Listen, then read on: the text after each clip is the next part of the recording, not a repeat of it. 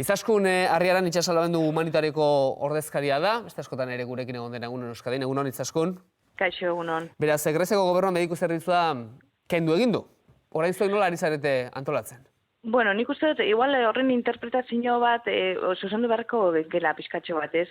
Kendu baino, nik uste dut, ez dabila eduki aukerarik horretarako sekula. Gauza da, berria oina azaltzen dan moduen, igual ulertu leikela momentu honetan geratu diezela asistentzia sanitario barik, ez? Baina hori da, hilebetetan atzera eskuarten daukauen arazoa. Gu berez, kioseko islan, Lesboseko egoera iguala da, bertan da Moria eta Gugase bialen. Momentu honetan 8.000 pertsona daukau eta 8.000 pertsona horiek gugandik bakarrik jasotzen dago asistentzia sanitarioa.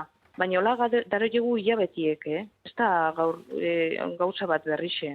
Eta orain ze aldatuko da orduan? Albistea hola etorri denez, zerbait aldatzeko arriskua dago? Ala, benetan zuk diozun bezala, ez da ezer aldatzera? Nik uste dut dala gehiago salatzea, ez? Gusto dela egoera salatzeko eta gehiago batez be heldugaren larritasun puntu honetaraino, ez? Zein dira beralako beharrak hortaz, Izaskun ingurune horretan, orain, momentu honetan? Beharrak, hainbat diez beharrak, eta ikusten gaubena da, ikusten duzuna moduen, 150 marrume, baina benetan gaixotasun larriekin da zela kanpamentu hauetan, eta gukiozen igual daukau, eta ez umie bakarrik, jente nauzixe, hori ez, dialisis eta tratamentu espezifikoa behar daudenak, eta momentu honetan ez tokila aukerarik horretako, ez?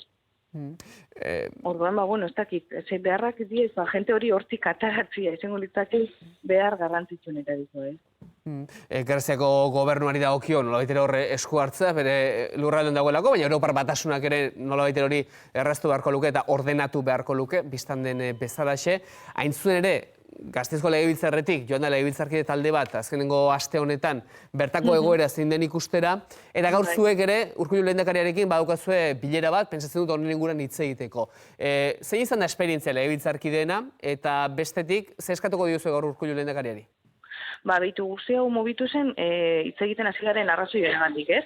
Guk ikusi gauen kanpamenduen jente guzti hau benetan gaixotasun larriakin da horretan bizitzea ez dela posible, eta, pentsadun pixkat gerturatzia parlamentoko giza eskubideko talde hau, ikusteko, gertut izan zen egoera. Nik uste irudinaiko argia ekarri daubila, bizidanan, eguneroko tasuna zer dan, ze egoeratan dauen kanpamentua eta zela bizidan jendie, eta Urkullukin elkartuko gare pixkat bide berdinak jarraitzeko, ez? Eta betezben egauena ahal izan ezkero behintzet, kasu larri hauenetariko honuntza ekarrileik egauen. Zaiatu behintzet.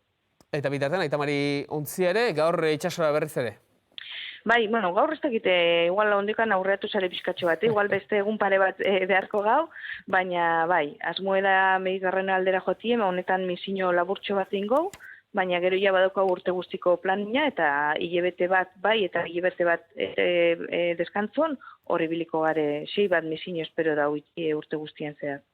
Zondo, Izaskun Arriaran, argazki hau, jakin nahi genuen, albiste atera denez, esaten diguzu, agian are aukerragoa da, esan diguzuna, sekula ez dela osasun zerbitzugan horazkorik egon hor, eta ez da dela ez erraldatu, oso egoera larrian jarraitzen dutela, aurre jakina, baina baita helduek ere, gaixo kronikoak direnak gehienak, eta berehalako harreta behar dutenak. Eskerrik asko Izaskun beste bat arte.